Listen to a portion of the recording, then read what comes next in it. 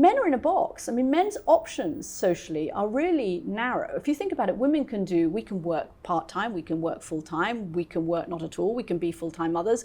All of that's socially acceptable. It's really still only socially acceptable for men to be a breadwinner. And that's not changed very much in the last 30 years. And I think that needs to change. Men need to have access to the kinds of options that women have access to in terms of caregiving and community building and all of the other things that they might value. It would give them richer lives, it would give them better relationships, but it would also redistribute some of the power imbalances. Look, as you write in the book, the narrative about women and power was often that women needed more experience, more ambition, but you say that power itself, at least how it's sort of traditionally been configured, is often not that appealing to women, not that attractive to women. Is that right? Am I understanding that correctly? So we wrote the book partly because we were frustrated after writing kind of 5 books together that women haven't got very far at the top. There are only 10% of CEOs who are women. 30 out of 300 countries around the world have women leaders. And we thought, what's going on? And we wanted to look at, the very top, at power itself. And we all thought, well, it's, the barriers to entry, all the biases against women, all the stuff we know, all of which is true. But then we came across research from Harvard that shows that actually one of the other things that's going on is that women don't want power, that the cost of getting it is too high, and power itself, this thing that has kind of been handed down to us, for centuries, but is made effectively by men over the last however many decades, is not very appealing to women. That it's the ego jostling, the kind of competitive nature of it, the degree to which we have to shut out all of the other things in our lives and the other values we have in our lives, we're not prepared to give up enough to seize power as it's currently defined and understood. So when you talk about giving things up, you talk about the cost of it. What specifically do you mean? So the research that came out of Harvard basically took 9 different studies, thousands of people, and came up with the same results no matter how old the women were, how senior the women were, or junior they were. And they asked them, how many life values do you have and how many power values do you have? Life values are community, connections, children, parents, running, friendships. Power values are big corner office, how many people you control, how much of a budget you control. And she found over and over again that men have many more power values, women have many more life values. So all of those things that women want to do in their lives, power as it is at the moment, we would have to give those up in order to get power and increase, and we're not prepared to do it. When women do want power, which happens, do they want power for the same reasons? Do they want to do the same things with power? No, so the other interesting thing is we decided, we define what power is. I mean, we all think we know what power is, but let's really dig into it. And power, the classical definition of power is I have power over this glass because I can make it move. I can have power over you if I can make you do something you don't want to do. So you have power over things or people or resources.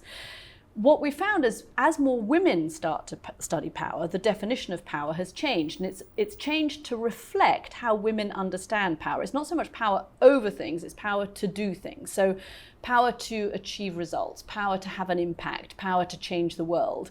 That understanding of power seems to be one that women more identify with, but actually we think could be more appealing, not just to women, but to men too. It's a form of power that doesn't it's not so zero-sum. Like the classical definition of power is you have more power, therefore I have less. So more power for you, Hugo, means less for me. There's a finite commodity. It's a finite quantity, zero-sum idea of power. Women don't see power like that.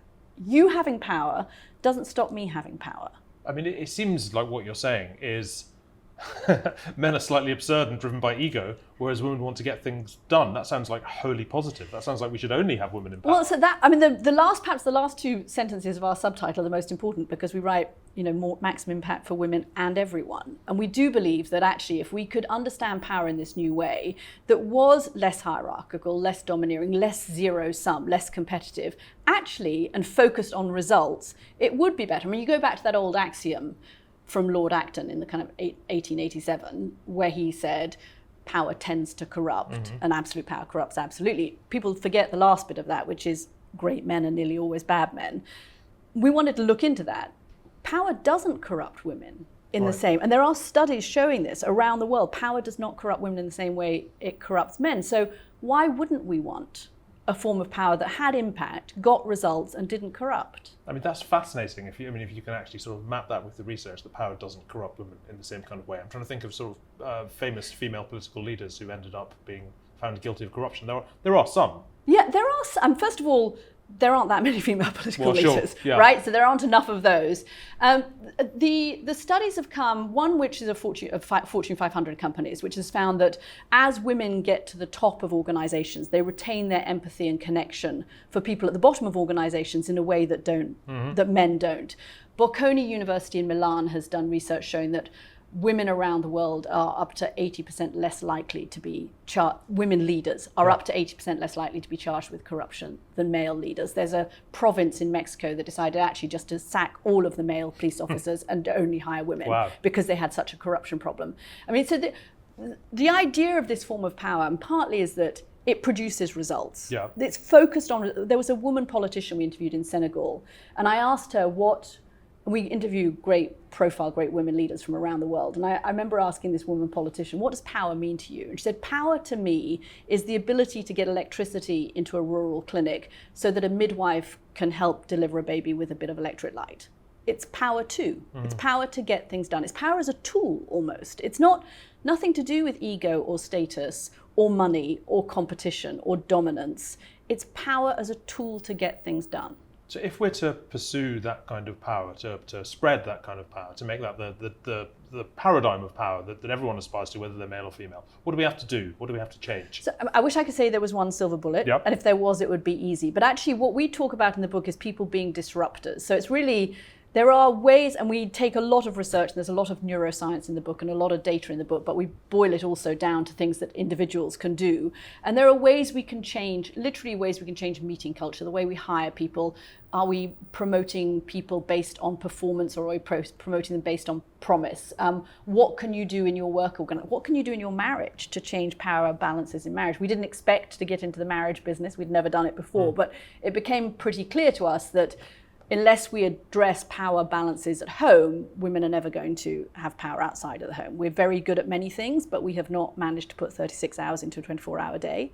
And so the more we are doing at home, the less we can have power outside of it. So we really look at almost everything: workplaces, marriages, political structures, and all of the things that we can change that are not that difficult to change. I mean, things like, it was a holy grail that we had to go to the office from 9 till 6, 5 days a week. That changed with COVID. So if that changed, what else could change? I mean, why should somebody be promoted only if they've spent 4 years in a foreign posting running a part of McDonald's in Shanghai? I mean, that doesn't make sense. And it stops a lot of women from having power because they can't do it. So let's change work structures, but also let's change what's going on in homes too.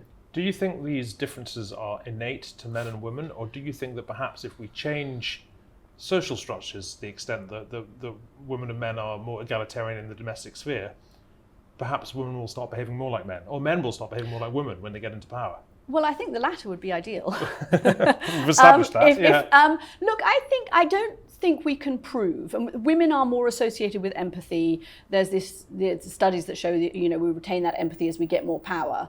Whether that is because we have been conditioned socially over centuries to be that way, or because there is a gene that predisposes us to that has not been proven. But what I would say is that the more we could put a value on the kinds of things that women place a value on, the caregiving, the community building, the more men may feel they want to be a part of it. And the more that is given a paycheck, the more men may feel they want to be a part of it. I mean, I think men are in a box. I mean, men's options socially are really narrow. If you think about it, we can work part-time, we can work full-time, we can work not at all, we can be full-time mothers.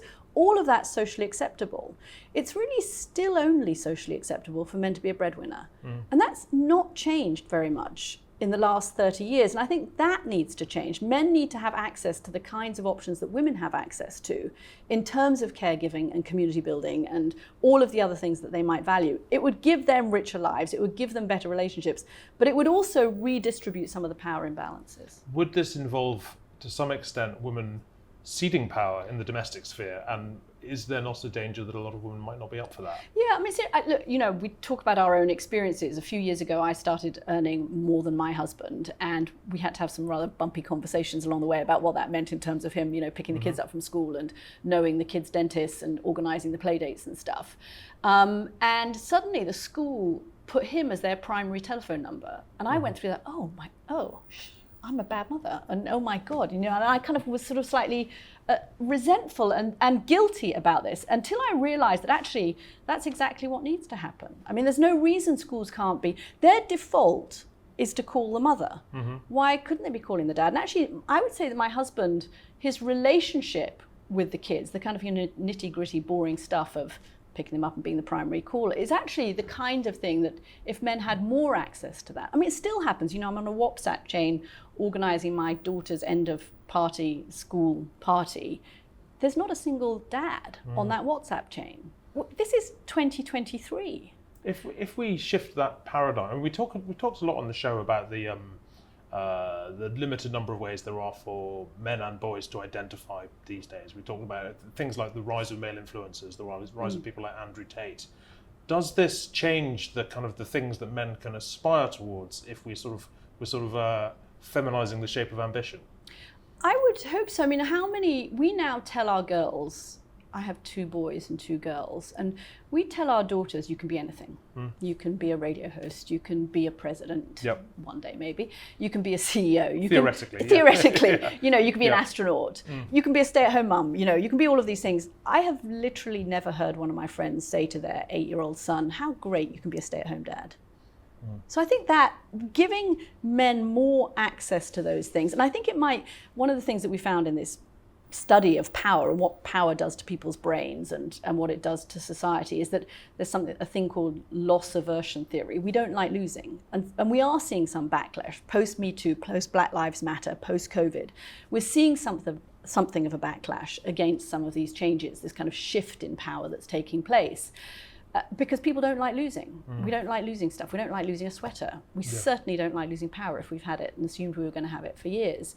So helping people understand that actually this would be a better way of wielding and having and obtaining power, I think would minimize some of that backlash and some of that fear of loss. Speaking of sort of alpha males with perhaps the wrong kind of power, you spent a lot of time covering US politics. You made the documentary Trump, The Comeback for BBC Two last year. What's your current view on what's going on with Donald Trump and what's likely to go on with Donald Trump? Look, I think if you look in at the primary process, nobody else has broken through in the Republican field. Ron DeSantis just hasn't managed to shift his numbers in the way that he would need to. Now, Barack Obama at the end of 2007 was 20 points behind Hillary Clinton. So that's a warning lesson that things can change. DeSantis may be behind Donald Trump, but he's still got over a year to go until the election.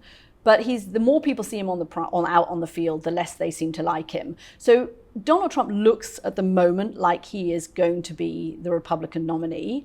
And because of the nature of American politics, you have to give whoever is the Republican nominee something like a 46% chance of winning the election. Which is quite high. That puts him in spitting distance of the White House for a second term. Wow. Okay, so I should end by asking you, when you were writing this book, thinking about malign male power, thinking about the way power needs to change, how much was Donald Trump at the forefront of your mind as an exemplar of the system you wanted to change? I think what I did start realizing is that there is a slight misogyny to populism, writ large, around the world. We've heard it most explicitly from Bolsonaro. We've heard it from Viktor Orban. You hear it from Donald Trump in the grab them by the pussy stuff. And there is an interesting, if you look at the polling on Donald Trump, that his numbers, particularly with black men and Hispanic men, is tapping into something that is as much about gender as it is about race in America. And I think that is a sort of underreported story, the gender component of populism.